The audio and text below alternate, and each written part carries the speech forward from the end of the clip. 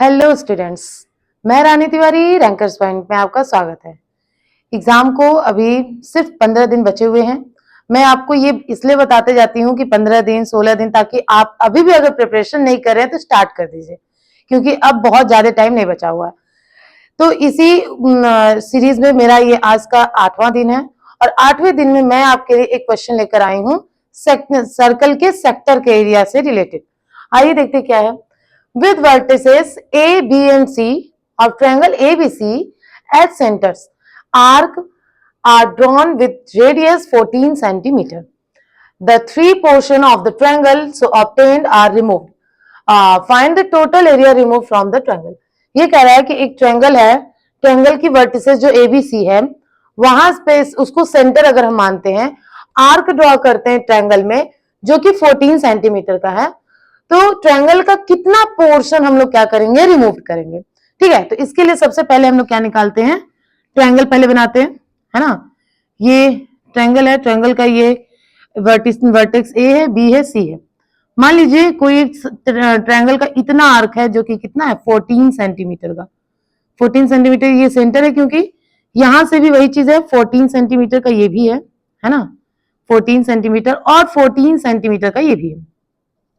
ऐसे हम लोग क्या करेंगे, इसमें से तीन वर्टिसेस पे हम लोग क्या कर देंगे, 14 सेंटीमीटर की सेंटर को वर्टिसेस को सेंटर्स मानकर हम लोग 14 सेंटीमीटर रेडियस का आर्क बनाएंगे। ठीक है, अब सेक्टर का क्या एरिया होता है, एरिया ऑफ सेक्टर ए, क्योंकि सेंटर है तो सेंटर से ही तो सेक्टर बनता है, तो सेक्टर ए क्या होगा, तो angle A upon 360 pi r square. ठीक है, यही होगा। फिर वैसे ही एरिया ऑफ सेक्टर बी क्या होगा, area of sector B, area of sector B क्या होगा, angle B upon 360 pi r square, ये भी हो गया। फिर एरिया ऑफ सेक्टर सी, ये क्या हो गया, angle C upon 360 pi r square. अब क्या करेंगे, हमें ये सेक्टर्स निकालने हैं, तो इन तीनों को क्या करते हैं, सम करते हैं। तो angle A upon 360 pi r square plus angle B upon 360 pi r square plus angle C upon 360 pi r square. ठीक है, अब क्या करेंगे हम लोग इसको,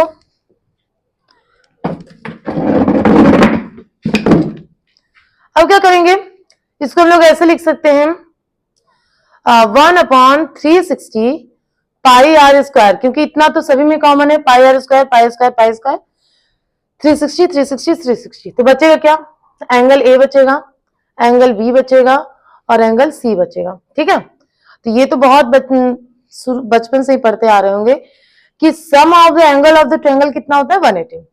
तो यहाँ पे 1/360 इंटू पाई आर स्क्वायर हो गया और इसकी वैल्यू कितनी हो जाती है, 180 डिग्री।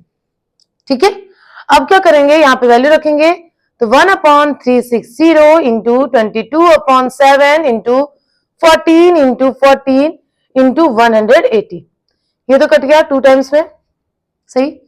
अब 7 से ये कट गया 2 टाइम्स में, तो ये कितना हो जाएगा, 2 से ये भी कैंसिल हो गया, तो 22 इंटू 14 ये होगा आंसर। अब इसका मल्टीप्लाई करते हैं, क्या होगा, 22 में 14 का 8822, तो कितना होगा 803, तो ये कितना हो जाएगा 308 सेंटीमीटर स्क्वायर, यही होगा। ठीक है, एक बार चेक कर लीजिए, फिर से बता देती हूँ। देखिए यहां पर क्या था कि 3 वर्टिसेस थे एबीसी एंड ट्रायंगल एबीसी का, जिसको एबीसी जो वर्टिसेस थे वो सेंटर थे। अब क्या करेंगे कि रेडियस, जो ये रेडियस है वो 14 सेंटीमीटर सभी वर्टिसेस से ड्रॉ करेंगे।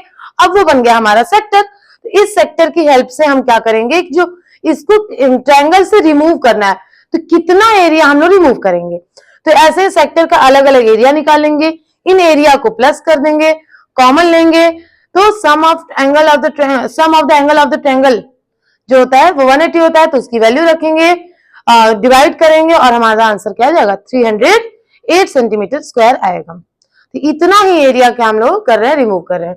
सो there are 308 centimetre square area removed from triangle। I hope आपको समझ आ गया होगा। आप लोग इसका एक बार स्क्रीनशॉट ले लीजिए और अगर वीडियो आपको अच्छी लगे तो लाइक करें, शेयर करें, सब्सक्राइब करें। Thank you.